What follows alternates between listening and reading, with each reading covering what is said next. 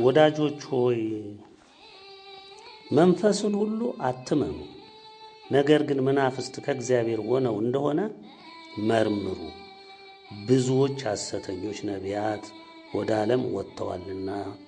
የእግዚአብሔርን መንፈስ በዚህ ታውቃላችሁ። ኢየሱስ ክርስቶስ በሥጋ እንደመጣ የሚታመን መንፈስ ሁሉ ከእግዚአብሔር ነው። ኢየሱስ ክርስቶስም በሥጋ እንደመጣ የማይታመን መንፈስ ሁሉ ከእግዚአብሔር አይደለም። ይህም የክርስቶስ ተቃዋሚ መንፈስ ነው። ይህም እንዲመጣ ሰምታችኋል።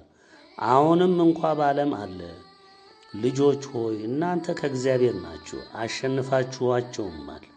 በዓለም ካለው ይልቅ በእናንተ ያለው ታላቅ ነውና። እነርሱ ከዓለም ናቸው፣ ስለዚህ ከዓለም የሆነውን ይናገራሉ፣ ዓለሙም ይሰማቸዋል። እኛ ከእግዚአብሔር ነን፣ እግዚአብሔርን የሚያውቅ ይሰማናል፣ ከእግዚአብሔር ያልሆነ አይሰማንም። የእውነትን መንፈስና የስህተትን መንፈስ በዚህ እናውቃለን ይላል። ወገኖች ይህንን ቃል ወደ እኛ ማምጣት ትችላላችሁ።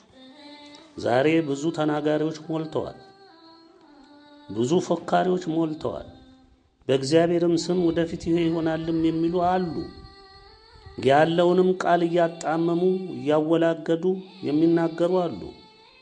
ቸሩ መድኃኔ ዓለምን ተዋህዶን ማንገሱን ይህንን ሁሉ የሚቃወሙ ካቶሊክ የፈለፈለቻቸው እጅግ ብዙዎች በስልት ዛሬ ሕዝቡን ከእውነት እያወጡት ተዋህዶን የራሱን ትክክለኛውን እምነት እንዲያፈርስ እያደረጉት እያጠፉት ያሉትን ታያላችሁ፣ ትሰማላችሁ። እንግዲህ ከእግዚአብሔር የሆነውንና ከእግዚአብሔር ያልሆነውን የምትለዩበትን ይሄ ቃል እየነገራችሁ ነው ወገኖቼ።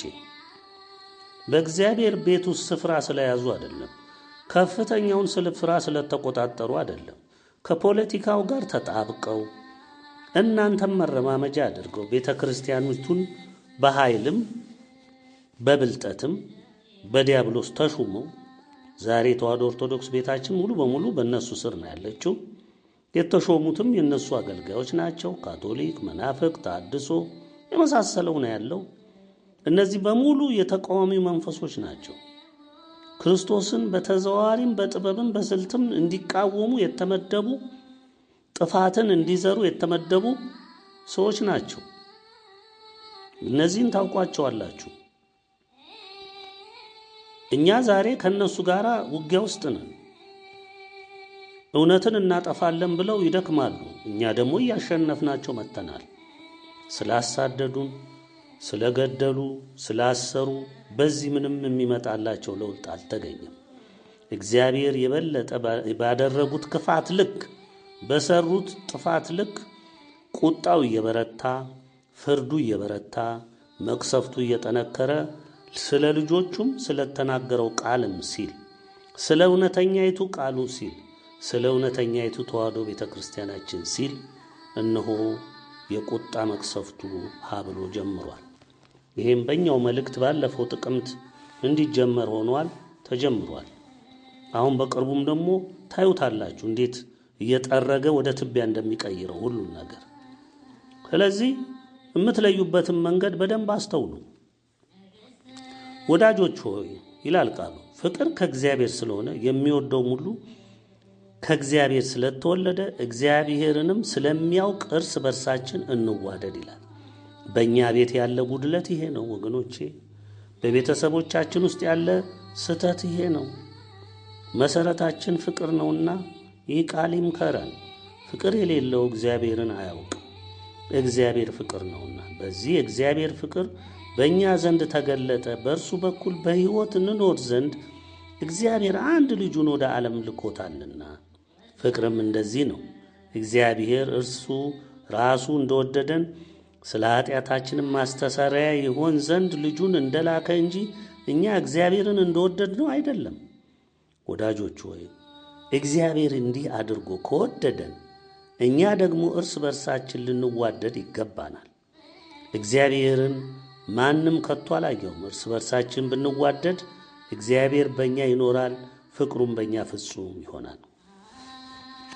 ከመንፈሱ ስለሰጠን በእርሱ እንድንኖር እርሱም በእኛ እንዲኖር በዚህ እናውቃለን። እኛም አይተናል፣ አባትም ልጁን የዓለም መድኃኒት ሊሆን እንደላከው እንመሰክራለን። ኢየሱስ የእግዚአብሔር ልጅ እንደሆነ በሚታመን ሁሉ እግዚአብሔር በእርሱ ይኖራል፣ እርሱም በእግዚአብሔር ይኖራል። እኛም እግዚአብሔር ለእኛ ያለውን ፍቅር አውቀናል አምነንማል። እግዚአብሔር ፍቅር ነው። በፍቅርም የሚኖር በእግዚአብሔር ይኖራል፣ እግዚአብሔርም በእርሱ ይኖራል። በፍርድ ቀን ድፍረት ይሆንልን ዘንድ ፍቅር በዚህ ከእኛ ጋር ተፈጽሟል። እርሱ እንዳለ እኛ ደግሞ እንዲሁ በዚህ ዓለም ነንና። ፍጹም ፍቅር ፍርሃትን አውጥቶ ይጥላል እንጂ በፍቅር ፍርሃት የለም። ብዙ ጊዜ ይሄ በቤተሰቦቻችንም የሚታይ ስለሆነ የፍቅር ጉድለት፣ አምላካችንን የማፍቀራችን ጉድለት፣ ወንድሞቻችንን የማፍቀራችን ጉድለት፣ እነዚህ ሁሉ ጉድለቶች ካሉ በቦታቸው ምን ይተካል? ፍርሃት ይተካል። ፍርሃት ተተካ ማለት በእምነት ጸንቶ መቆምን ይሸረሽራል፣ ያጠፋል ማለት ነው። ስለዚህ እምነታችንን ቀጥሎ ደግሞ ያዳክመዋል ማለት ነው። ስለዚህ ፍቅራችሁ ፍጹም እንዲሆን ተግታችሁ መጸለይ ነው። ልትኖሩም የሚገባው በፍቅር ውስጥ ነው። የሚፈራም ሰው ፍቅሩ ፍጹም አይደለም ይላል ቃሉ። እርሱ አስቀድሞ ወዶናልና እኛ እንወደዋለን። ማንም እግዚአብሔርን እወዳለሁ እያለ ወንድሙን ቢጠላ ሐሰተኛ ነው። ያየውን ወንድሙን የማይወድ ያላየውን እግዚአብሔር ሊወደው እንዴት ይችላል? እግዚአብሔርንም የሚወድ ወንድሙን ደግሞ እንዲወድ ይህች ትእዛዝ ከእርሱ አለችን ይላል። እንግዲህ ወገኖቼ ስለ ፍቅር መግቢያው ላይ ያነሳሁላችሁ በእኛም ውስጥ በቤተሰቦቻችንም ዘንድ ፍቅር መዳከሙን ትንሽ ጉድለትም የሚታይ መሆኑን ስለተመለከትን ነው። እስቲ ደግሞ ወደ ዕብራውያን ስለ እምነታችን ወደ ዕብራውያን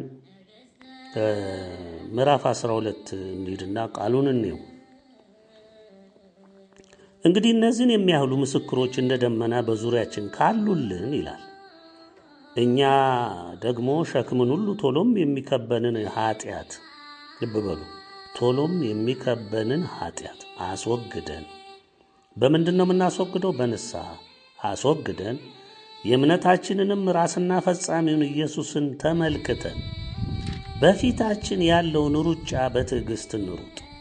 እያችሁ በትዕግስት እንሩጥ። ከፊታችን ያለውን ሩጫ ዛሬ በታላቅ ፈተና ውስጥ ነው። ዓለምም በፈተና ውስጥ ነው።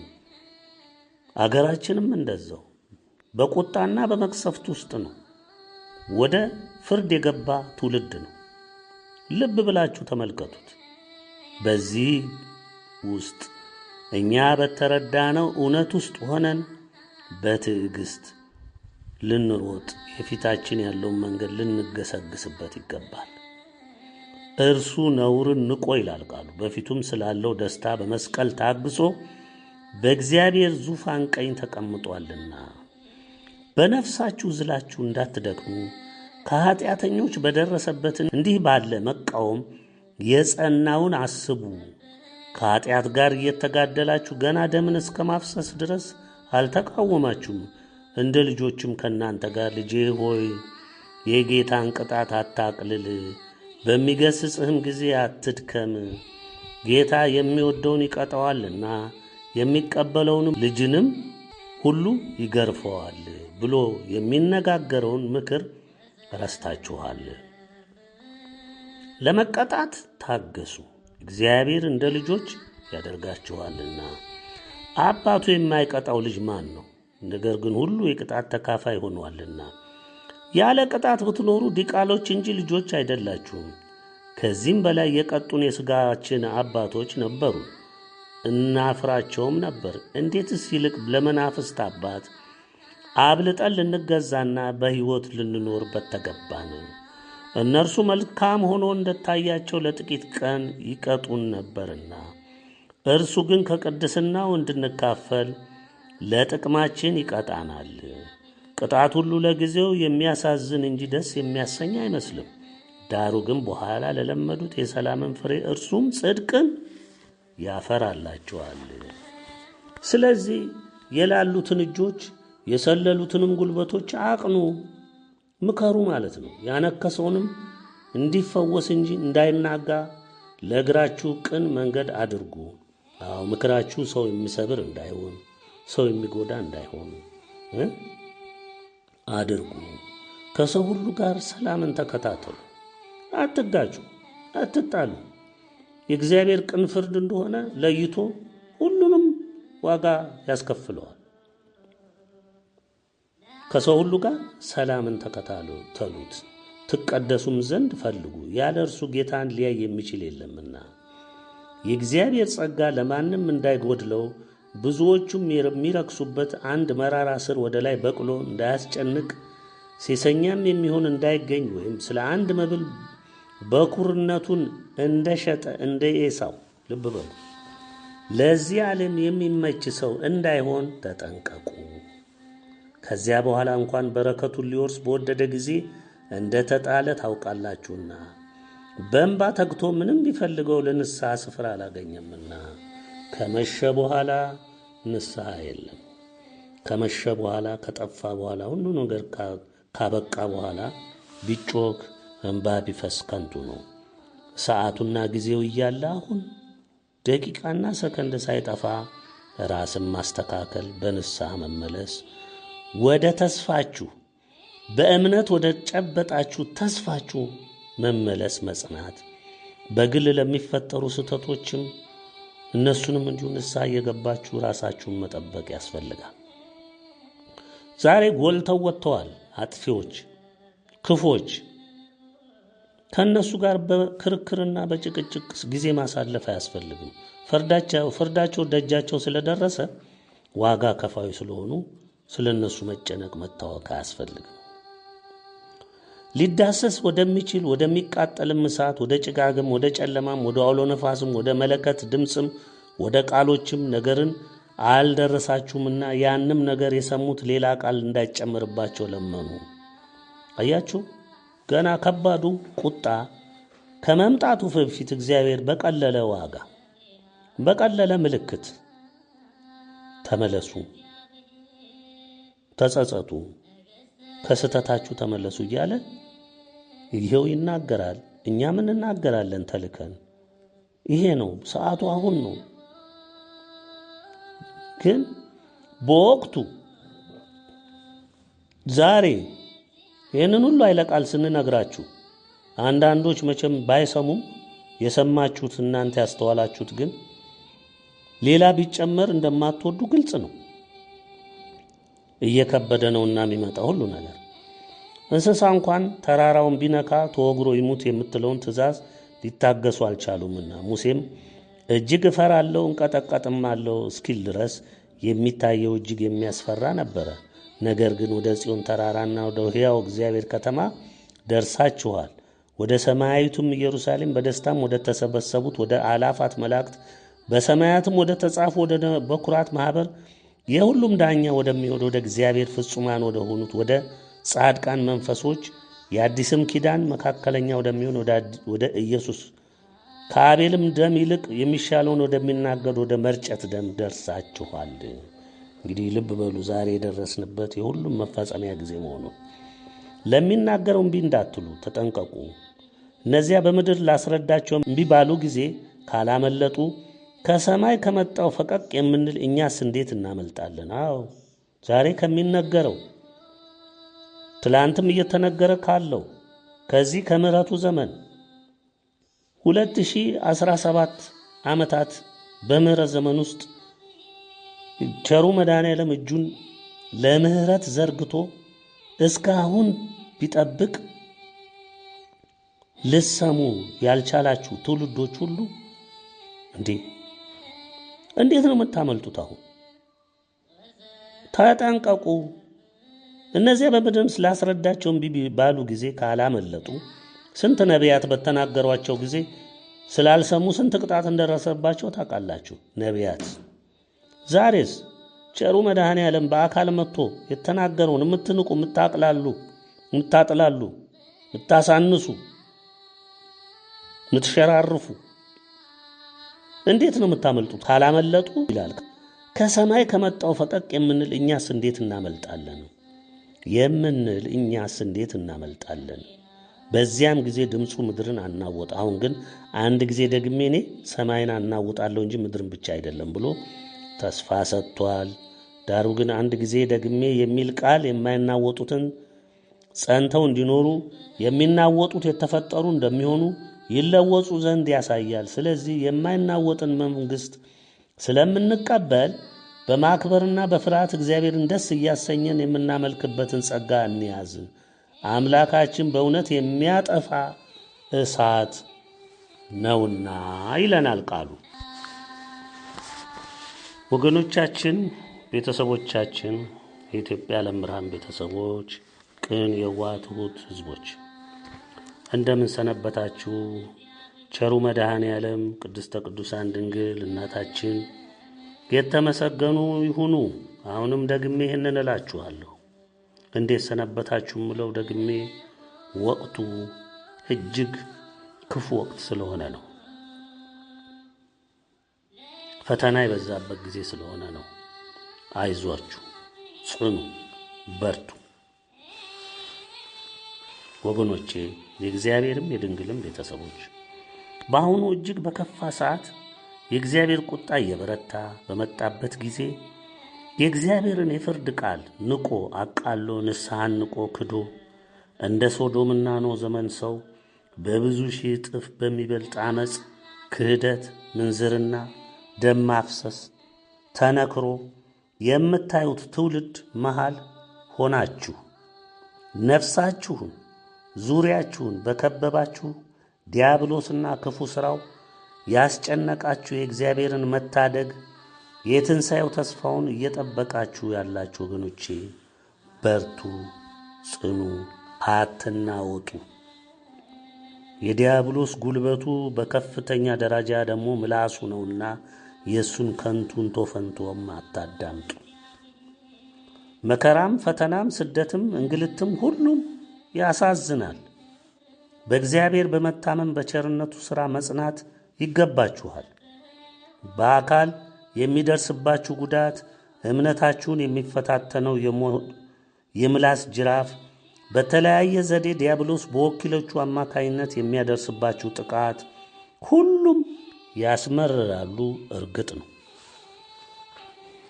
ዋጋ መክፈላችሁ አይቀሬ ስለሆነ ነው። የፍርዱም እርምጃ እየቀጠለ ነው። ወገኖቼ ዛሬ በዓይናችሁ የምታዩት ሁሉ በጆሮአችሁም የምትሰሙት ሁሉ ውጊያዎች፣ ፈተናዎች፣ በዚያም መቅሰፍቶች በኢትዮጵያ በመላው ዓለምም እጅግ እየበረቱ አድማሳቸውን እያሰፉ ምልልሳቸውንም እያፈጠኑ አንዱ በአንዱ ላይ እየተደመሩ ብዙ አይነት መቅሰፍቶች እየተከሰቱ እናያለን። ባቢሎን ወይም አሜሪካ እንደ ገነት ምሳሌ አድርገው የሚያዩት ካሊፎርኒያ በሁሉም አርቲስቶች፣ ፖለቲከኞች፣ ባለጠጎች የመፈንጠዣቸው ስፍራ መሆኗን በዚያ የሚፈጸመውን እጅግ የሚቀፍ ወንጀል የዲያብሎስ ዋነኛ ባለሟሎች የሰፈሩበትና እጅግ ውድ ዋጋ የፈሰሰበት መኖሪያና ንብረት በአጭር ቀናት ውስጥ እንዴት በሰደድ እሳት እንደተበላ አይታችኋል፣ ሰምታችኋል።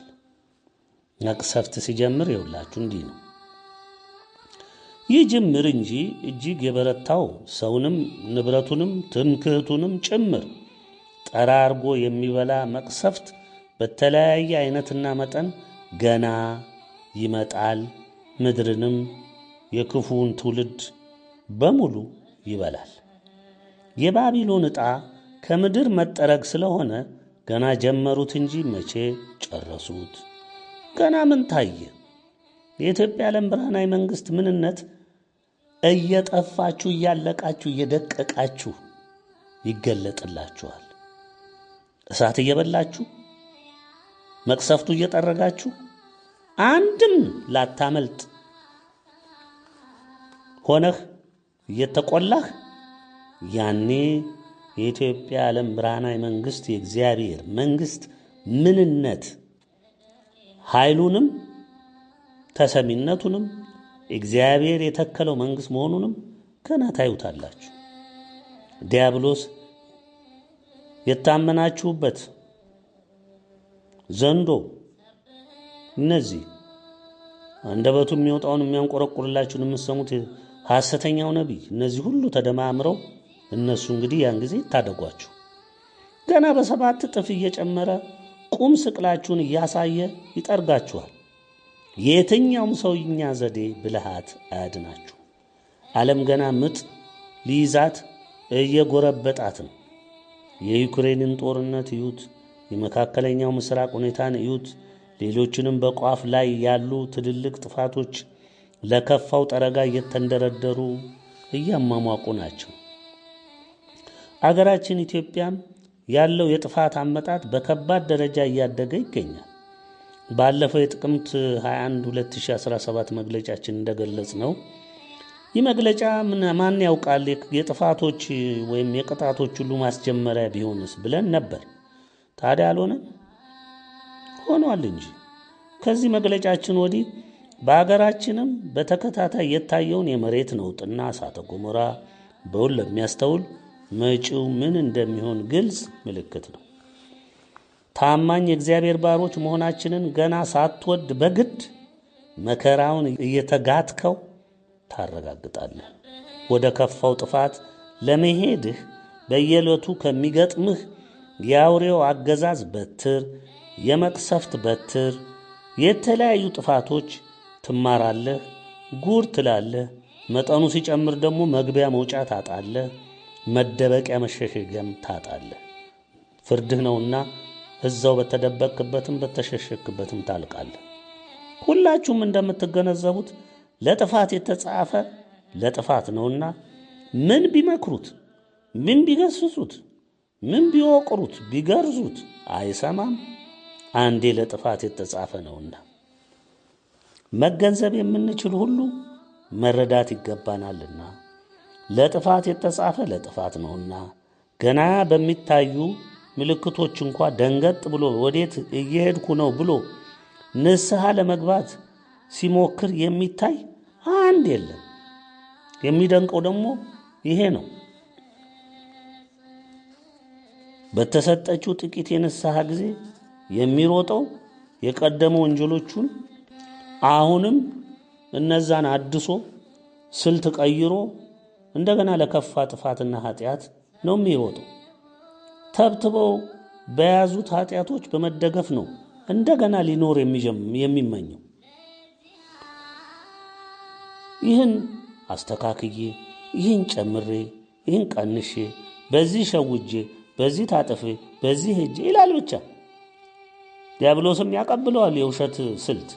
በዚህም መንግስት ደግሞ ተተግኜ መንግስትን ተደግፌ ይህን ያደርግልኛል እንዲህ በሆንለት እያለ ለህልሙ ስኬት ራሱን ሸጦ ሁን የተባለውን ሆኖ ዘወትር የሚኖር ይመስለዋል።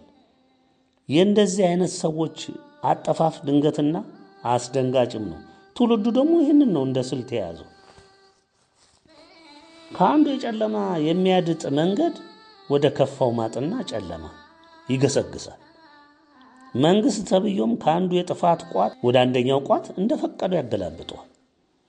እግዚአብሔር በዚህ የፍርዱ ሰዓትና የቁጣው ፍሰት ውስጥ ከልቡ ተጸጽቶ ወደ እርሱ የሚመለሰውን በንስሐ በፊቱ የሚወድቀውን ሊያነሳ በትዕግስት ይመለከታል፣ ያያል፣ ጥሪም ያደርጋል። ግን ማንም የለም። አንዳንዱ እንዲያውም እውነትን አውቆ ከተረዳ በኋላ ተመልሶ በተለያየ ዲያብሎስ ስልታዊ ጠለፋ ተታሎ ወደ ቀደመው የጥፋት ሕይወቱ ሲመለስና ሲጠፋ ይታያል። ይሄ እንደውም እኛ ጋር ብዙዎች ተመዝግበው ይሄንን የምስራች ከሰሙ በኋላ ትንሽ ጊዜ 1 ዓመትም 2 ዓመትም ወራትም የማትሞላ ጊዜ ሮጥ ብለው ተመልሰው እንደገና ወደ ቀደመው ጥፋታቸው ሄደዋል። እነዚህ እንግዲህ ጠላት ዲያብሎስ ከልባቸው እውነቱን ስለወሰደባቸው ከንቱ ሆነው አሁን ይንከራተታሉ። እንግዲህ እንደነዚህ አይነቶች ደግሞ ባይሰሙት ይሻላቸው ነበር። ጥፋታቸው ከባድ ነው።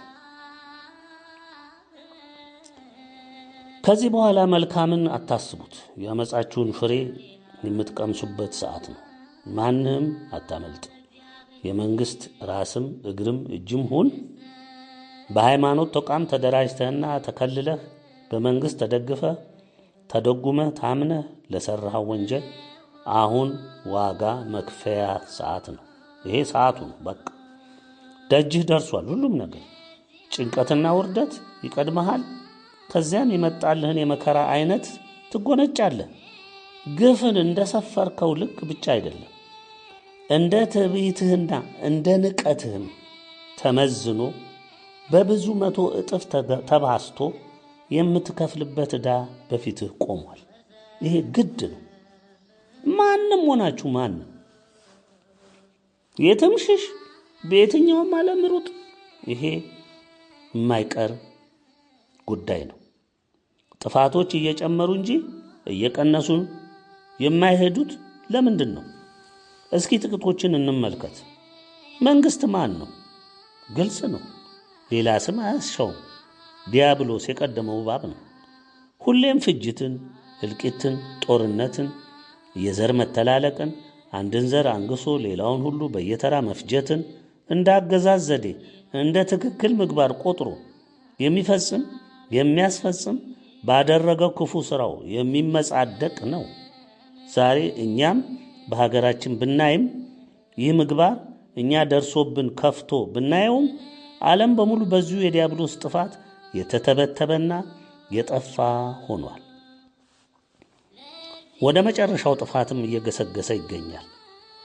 የእግዚአብሔር ፍርድ የግድ ያጸደዋል። ዓለም ባለቤት አላትና የሰራት እግዚአብሔር ባለቤቷ ነውና። ሁላችሁም እንደምታዩት መንግስታት ሁሉ ድሃውን ይበልጥ የሚያደህዩ፣ ቤት ንብረቱን በልማት ስም የሚያፈርሱ፣ የሚነጥቁ፣ በምትኩ ለተመሰረቱበት ዘር የሚሰጡ ናቸው። በአገራችንም የሁሌ ምግባር ሆኗል። ዘወትር የምታዩት ድርጊት ነው መንግስት የሚያከናውነው። በመላው ዓለም ያሉ በተለይ ክርስቲያንን የሚሉ የእምነት ተቋሞችን ተመልከቱ። በመልእክት 3 ስለ ሃይማኖት ተቋማት በዝርዝር ገልጸናል። ከራሳችን ከሀገራችን ጀምሮ ሁሉም ካቶሊኩም፣ መናፍቁም፣ ኦርቶዶክሱም በሙሉ ክርስቲያን ነኝ የሚለው ሁሉ ከክርስቲያን ውጪ የሆኑትን እንተዋቸው። እነሱ በምግባራቸው በእምነታቸው ከክርስትና ጋር የማይተዋወቁ ስለሆነ ማንሳቱ ትርጉም የለውም። ፍርዳቸው የሚገጥማቸው ጣፈንታቸው በሚገባና በተደጋጋሚ ተነግሯቸዋል። ይጠብቁ። ዛሬ ሁሉም በክርስትና ስም ያሉ ተቋሞች ሁሉ በግልጽ የዲያብሎስ የቀደመው እባብ የሐሰተኛው ነቢይ የዘንዶ ተጠሪዎችና ፈቃድ ፈጻሚዎች ሆነዋል። ምዕመናቸውም እንደዚያው የዲያብሎስ መንጋ ሆኗል። ወደ ራሳችን ቤተ ክርስቲያን ስንመጣ